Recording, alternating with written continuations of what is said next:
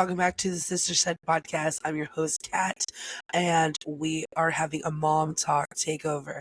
So, without further ado, you guys know the drill, my beautiful, lovely buds. Alicia is out of the office. That means I have a special guest today. Let's get to it. So, welcome, Erica. A little bit about you.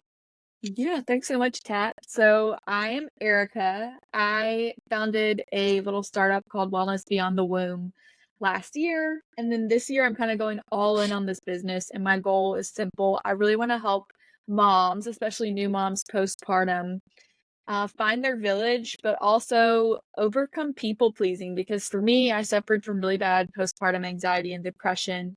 And after going through therapy and working on some inner child healing, I realized that so many women suffer from people pleasing, and it's the root Yes, cause of so much anxiety. So I want I'm to help guilty. people. Yeah. I'm very guilty. I'm super hyper independent. Yeah. And like I've shared here before, my sister, we're children of addicts. So addiction has been a big thing. It makes me compared and contrast like how it has affected us differently as children. So like my sister is more of like a I don't need you kind of person, like, and Mm-hmm. I'm a fixer. I'm Yep. a kind of, I want to keep everybody and everything together. So how do you define people pleasing and how it impacts like moms and their mental health and their well-being? Yeah, so people pleasing is really all about trying to control how others view you. And so, in a lot of ways, people think that people pleasing is just like, oh, I'm being so kind and selfless, and I want to make sure everyone around me is happy. But it really, at its root, is a coping mechanism that we learn from a really young age when maybe we didn't feel seen, heard, or safe.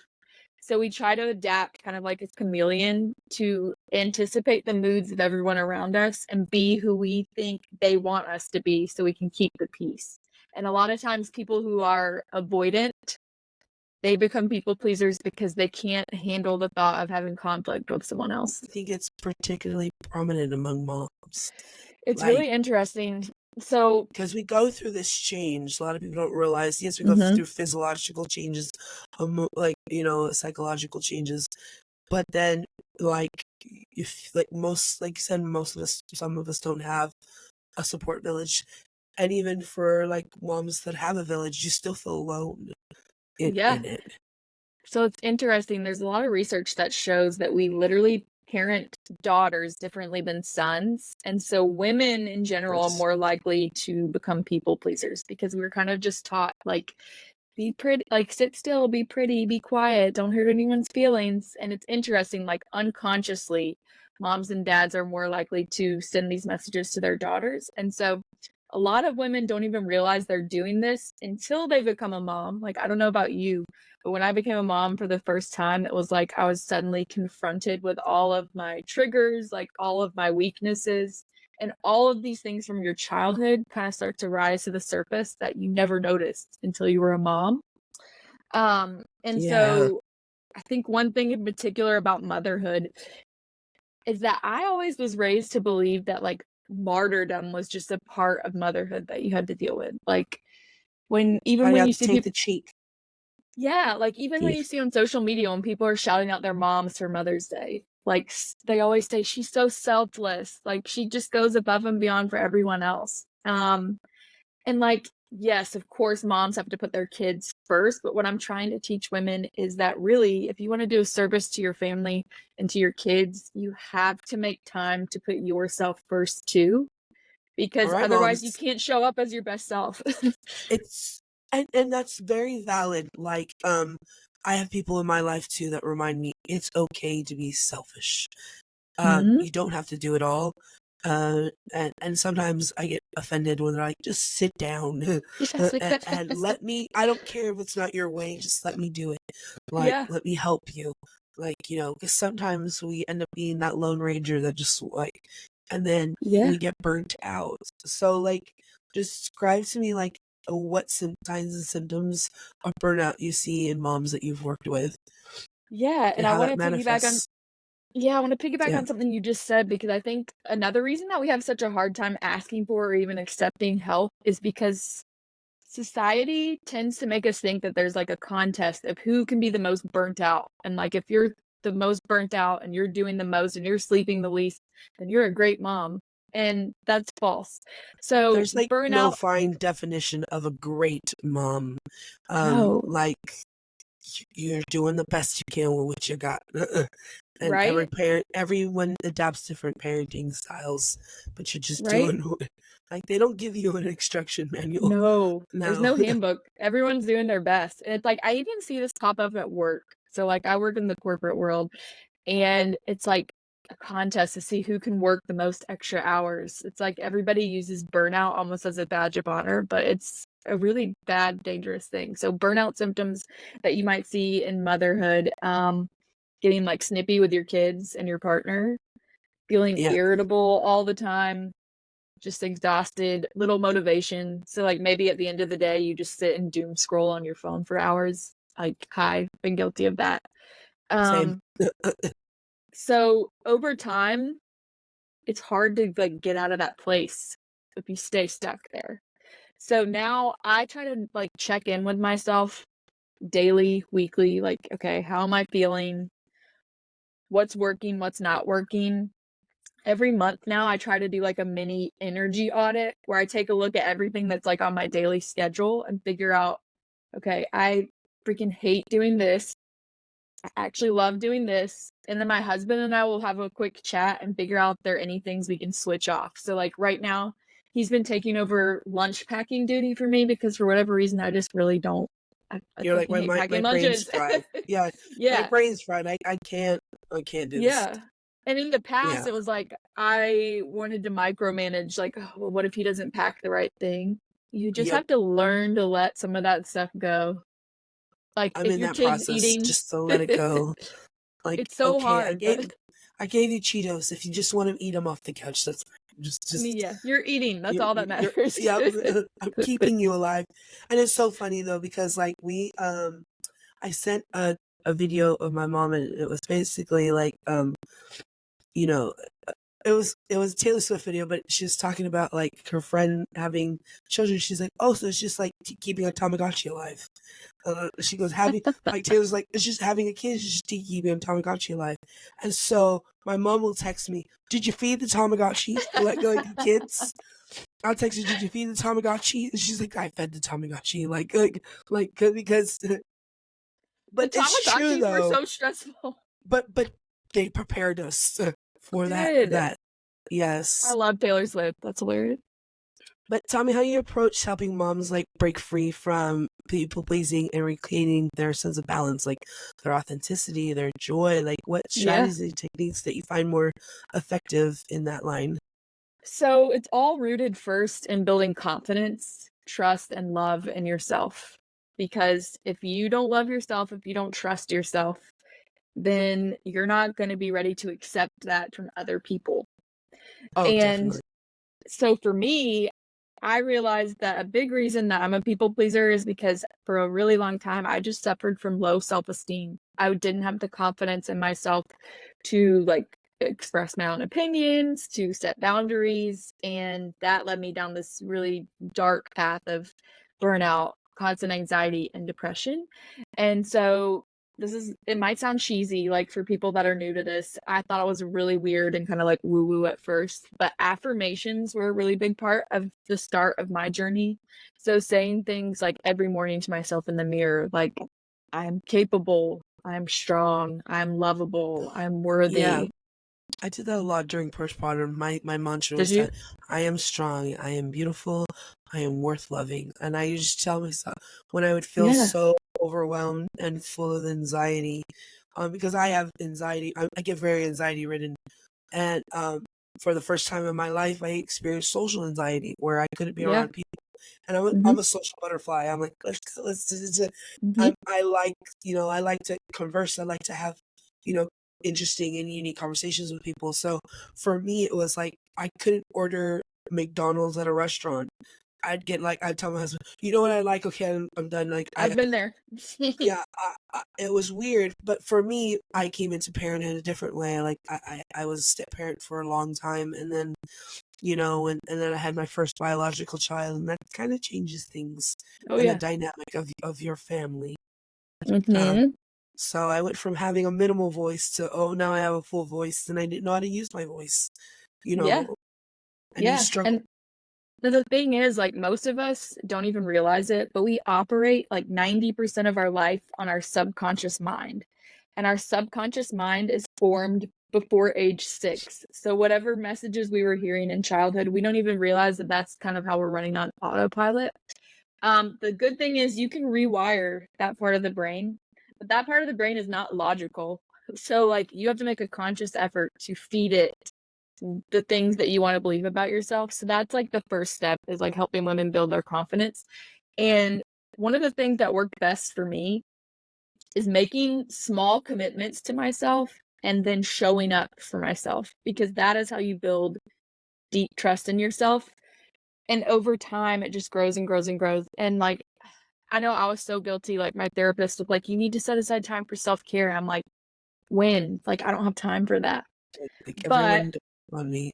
then I got honest with myself and I was like, okay, but I do have time to scroll TikTok for 2 hours. So, okay, For me, let it me, was a shower. yeah, That's a therapy. It was like, well, where do you find where's one place that you know that you're gonna be yeah, quiet? I go in the shower. He goes, uh-huh. okay, tell him you're gonna take a Start long there. shower. And so every Exactly. day I started that. I'm like, every day I'm gonna just take a shower. Every day I'm Mm-hmm. gonna take a shower. I got so depressed that, like, nothing, therapy wasn't working, and, like, it was somewhat working. I found more help in group therapy with a lot of different women that were going through a lot of similar things. Yeah. Um, but for me, it was like different. I couldn't understand, like, why I couldn't focus on one thing. And Yeah. so taking a shower was like my thing. Every day at 8 o'clock, she's in bed, I'm taking a shower. Yeah. It's the one thing I did for myself, and then I kind of escalated from there. Okay, Exactly. and like, I think the best advice is just to start out slow. Okay, I Mm-hmm. did the dishes today, thing, and I really think now I teach my children too, about your social battery. Like, Yeah. some days your social battery is going to be full. You're going to be able to do this, that, and the other, and they're so I always, with my 5-year-old, I'm like, do you need some time alone? You're a little irritated. Do you just Mm-hmm. like to go to your room and is your social battery low? He goes, well, I don't know. Mm-hmm. Well, go hang out by yourself for a minute. Um, Yeah. and teach myself that. Yeah. And once you teach yourself that, like, you really are capable of so much more than you think. It's like I still go to therapy, by the way, and I was telling my therapist a couple weeks ago, I feel like my time has actually expanded. And it's because I've become so in tune with like what I need in any given day. And I don't try to force things anymore. Like, another piece of the people pleasing thing is perfectionism. So I used to feel like I had to get everything done on my to-do list. And now I'm just like listening to what I need and what I'm capable of each day, and have found a way to accept that, like, my best job today is not going to be the same that it was yesterday or tomorrow. All you can do is focus on doing the best of whatever energy you have to give that day. Yeah, because you kind of have to, like, navigate what you're capable of doing that day. Yeah. I mean, otherwise you're just fighting against yourself. And whenever there's resistance, you're just making life harder for yourself. So yeah, building the confidence and trust are kind of like the foundational pieces. But the other thing that I really love to do is teach women how to say no. Like, I have put That's together a an big ebook. one. Yeah. That's a big I one. used to be the worst at this. I still struggle sticking up for myself, Mm-hmm. even in the workplace. Yes. My boss, and he's like, "You just need to stick up for yourself." Like, I was like, Mm-hmm. "What?" Like, it's weird coming from somebody else, and because it's hard to set your boundaries, Mm-hmm. and for some people, it's easier to set your boundaries and not stick to them. And I think that's Yes. where the no comes in. So, Yes. like, Because it allow. Because if you set boundaries and then you don't stick to them, people see that and they're like, well, she's not serious about this. And they're going to keep walking all over you. It's the sticking to the boundary that's the hard part. And so, do you help your clients like kind of find that roadmap to what boundaries are like? Yeah. You know, Yeah. We try to figure out like what are the boundaries that actually really matter to you. And to do that, I like to take a step back and figure out, okay, what are like the 5 most important values for you in your life? And you literally list them out in order. So like for me, family is number 1. Work is number 2, for example. So if I'm like faced with like, oh, I got this late meeting invite, but my son has soccer practice, because family comes number 1 for me, I'm gonna have to reschedule that meeting so I can make it to soccer practice. Once you get in the habit of like evaluating how you're using your time based on the like hierarchy of those values, it gets a little bit easier to set boundaries, because you're not just setting arbitrary boundaries, but you're setting boundaries that are rooted in what is important to you. yes. Especially those who are like me that are hyper independent, and I'm a Man. workaholic. I'm a Yeah. workaholic. Um, and so my husband has to remind me, church and state, church and state. And I go, what? And he goes, you're not there. You fucked out. Your mind should be not there. Yeah. You need to Yeah. just I separate used to the be so two. bad about that too. Yeah. I would stress myself out, and it just really isn't worth it at the end of the day. Tell me about your vision for the future as you work with mom creators. What do you hope to continue to support and encourage mom in their journey? Yeah, I have a lot in the works right now that I'm really excited about. So I'm working on finishing up a course. It's going to be an online 2-hour course that's basically like a crash course in how to stop people pleasing. It's going to have like how to find your triggers, scripts you can use to say no in different scenarios of your life, like whether it's with work or with family. So I'm really excited about that. But I'm most excited because later this year, I am hoping to launch virtual support groups for new moms, Oh, so that's that people lovely. who don't have that built-in village nearby can come together once a week, like over Zoom. And I'm going to purposely design these small groups of like 8 women so you can build deep connections, vent, and just talk about life in a really safe space, because I wanted that so much in my postpartum. And so now I'm hoping to create that nurturing environment for women, and it should be ready to launch this fall. I'm working on it behind the scenes and really excited. Yeah. See, one thing I struggled, and it was weird for me, and I talked to my therapist about it. At the time was like, I have a village. I'm very fortunate to have a village, not a lot of people. That was so overwhelming for me. I was like, just Yes. leave me Yes. alone. Like, and I couldn't, Yes. but I didn't feel like I could tell them no, because I'm like, well, I do need the help, and you are taking time to come help me. Like, that was their way of helping me, but I was like, I just want to Yeah. be on the couch with my baby. Leave me alone. I know, it's so hard. That's one of the things too that I'm going to be covering in my course, particularly for moms who maybe are pregnant for the first time, is like how to set boundaries with family and friends around what feels good to you after you bring that baby home. It's so Yeah, hard. I didn't realize that I didn't like. I'm not a physical affectionate person, but Mm-hmm. I know during pregnancy, I you yell at people, "Don't touch my belly! Don't randomly come up to me Mm-hmm. and rub my Yeah, it's belly." I'm not. awkward. I used to yell, "I'm not a Buddha. Leave me alone!" Like, but Valid. I realized after the fact that I don't touch, and so I have a lot Fair. of like people in my workplace that are very affectionate, and they like touch you, and I'm like, I tell them it's nothing against you. I just don't like to be touched. I'm just one Yeah. of those people. But I had to learn how to say no, and so I Huh. started with that. I was like, Yeah. okay, but That's an awesome example. yeah, can you explain to me like how you incorporate principles of like mindfulness and self awareness with the Mm-hmm. moms that you work with? Like, Yep. what can help them get to like that step of like, okay, I know I know that I need this help, but like, where do I start?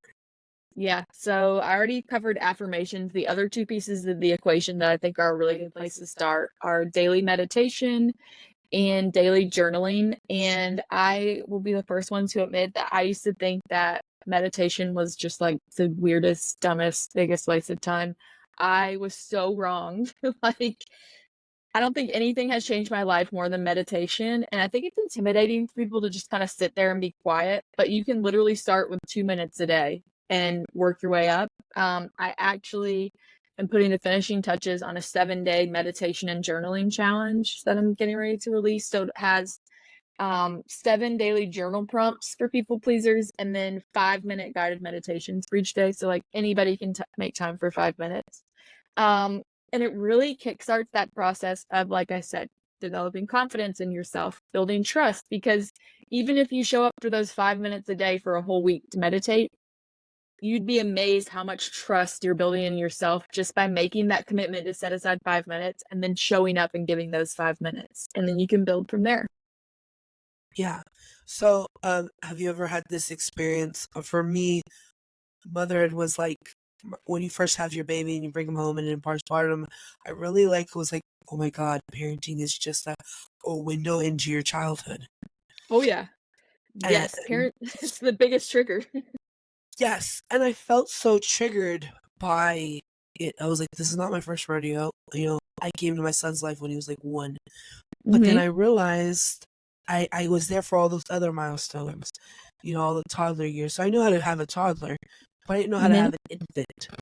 Yeah, And and so that for was me so it hard. was yeah, it was like for me it was like, oh my God, I remember I was starting to have things that I had suppressed in childhood come back, Mhm. and I was like, oh my God, and it made me so nervous. But have you ever had one of those moments where you're just like, oh, this is something or there are behaviors that you've saw in growing up, and you're like, I don't want to repeat that. Like, Oh, I have had so many. So, I grew up in a very, like, traditional, somewhat conservative home. My dad was a pastor, and uh, so I'm right now working through a lot of religious trauma, which is a whole other story for another time. Suffice it to say, like, my parents did not have a lot of emotional intelligence, and being kind of in a fishbowl growing up, where we had to put on this happy face for everyone at church and pretend to be this perfect the family, facade, yeah, where meanwhile at home, like, I'm getting yelled at and, like, all this other stuff. but you It's can't very go to Bible confusing. study until No, you can't, and yeah, no one yeah. believes you because your dad is awesome. Everyone loves your dad. It's very confusing for a kid, and it's one of the reasons why I think my confidence was so low and I had a really hard time trusting myself, because if you can't trust your caregivers, like, how do you trust yourself? But anyway, I had so many moments. Like, the first year of motherhood was the one big trigger for me. And I remember being so triggered by my son's crying. And it was because I remember hearing over and over as a girl, like, don't cry, I'll give you something to cry about. Like, What are you crying for? Yeah, yeah. uh, So it I was think so triggering. for me, my daughter's first year, my I had to face my issues with my mother. So like Mhm. she moved in with me to like 2 weeks after she was born. Oh, well. Straight out of That's one way to straight out. face it. Well, she's like, all right, I'm ready to be a grandma. I'm ready to get clean. I'm ready to think. I was like, well, you can't do it where you're at. So here's my ticket. Come stay with me. And she's been here ever since. And it's been a great and loving experience. But I had to confront those things that I Mhm. did, you know. And so for me, we grew up in a lot of secrecy. Yep, same. Because, yeah, we grew up in a lot of secrecy. So, like, my family was very heavily involved in gangs and, like, drugs Mhm. and things. So, the house would get raided by the cops and things like that. So when we were little, it was like, you can't tell people what goes on in my house. Like, you can't, oh, they're gonna take you away. And when we did go into foster care, it was like, we didn't give you no information. We were told to keep quiet. Like, It's a lot to carry. yeah, that's a lot to carry. It's a Oh my lot gosh. to like digress. But I also it was a wonderful experience because while I was going through therapy, my perception of the events that had happened, I had my mom there to fill me in. I was like, I felt abandoned by you at this point, and she was like, "Well, I didn't mean to. I was coming home to you, and I got arrested." Well, at 4 years old, I didn't know that. Nobody told me. They're like, "Your Yeah. mom will be home in a week." Yeah. And that's so confusing for a kid. It's amazing how many of us have like these different types of trauma that we lived through in childhood and that most of us suppress. And then you have a kid and it suddenly like all starts coming It back up to opens the up surface. Pandora's box. But I also think that it's a healing process too, because you tend to see what you want and what kind of parent you want to be and what kind of parent you don't want to be. I'm very present, but I've worked on being present. It's hard. You know, it is very hard. Yeah, And that's one factor I try is like, okay, what is the one thing I want my kids to say about me? My mom, I want them to be like, my mom was there. Why? Because I grew up with making excuses. Oh, why didn't she come to the science fair?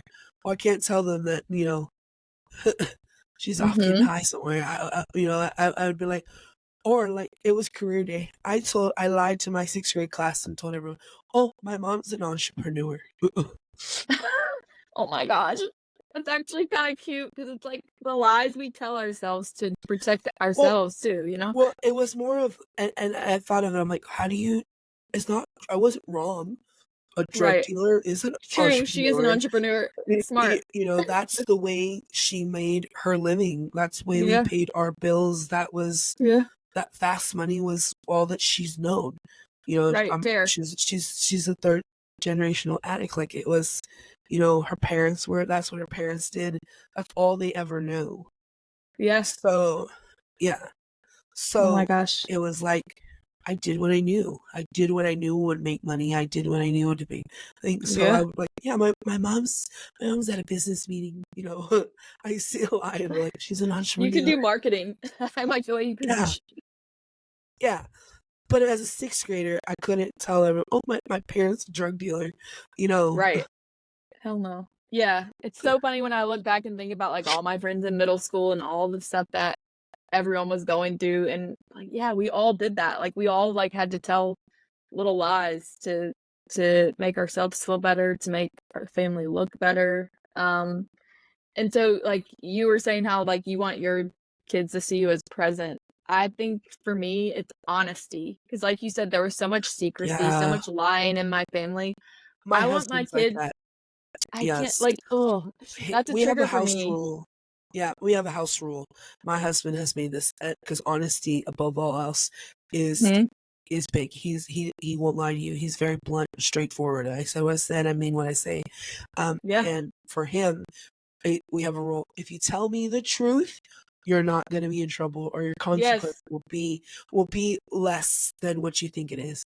If you lie to me, then yes, you're gonna face the natural consequences and my own consequences I'm going to give you. I'm not going to mess with me and be like, I made a mistake, you know, and we're trying to foster that now that they're young. Especially I got a 5-year-old. They're in that lying stage of, no, I didn't, but I just saw you. No, you didn't see me. Well, why do you have to lie for? Because I think I'm going to get in trouble. Well, now you're in trouble because you lied to me. Yeah, our son's 4 and he's like in the stage where he blames our dog for everything. Like, no, I didn't do that. That was Quinn. In here. Nice try. Now you home. Now you home. Nice try. Yeah, honesty is big for me. Like I am still uncovering, and it's like interesting because my cousin and my sisters are all going through a healing journey too, and we keep uncovering like all these different family secrets, and it's just like, and you compare notes. And I think about too, like how exhausting would it had to have been for all of these adults in our life to carry around all these secrets. Like I don't have the energy for that. It's generation. Generational trauma. Yes, it really is. Because like us as parents, you know, us millennial parents, we're coming into raising a generation where they're so woke because they're like, no, I know me. I want to be me. Yeah, no filter. Yes, but it's taken 3 generations to get to that point. Yep. You know. Well, we're getting there. It's so like even when I go to the store with my son or waiting in line, he'll tell people like to back off. Like he's like, I need my space. Please move. And I'm like, I probably would have been hit for saying something like that in public to an adult, but it's like, I mean, you're setting boundaries. So good for you. And boundaries aren't easy to set, especially when you're a kid. Yeah. But it comes so it's just funny to see how naturally they come to this generation. We'll see. They're gonna be Yeah. leaders, I think. Oh yeah, they're gonna. I think we're gonna have a revolution here in hopefully in our lifetime to see coming Yeah. from our children. Because Yeah.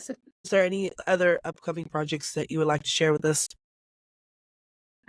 Just stay tuned for the course and the support groups, and then actually next week, the daily journaling prompts and meditations that I mentioned, I'm releasing those, and they're Yeah, super and in the show affordable. notes below, we're gonna link all of those things, and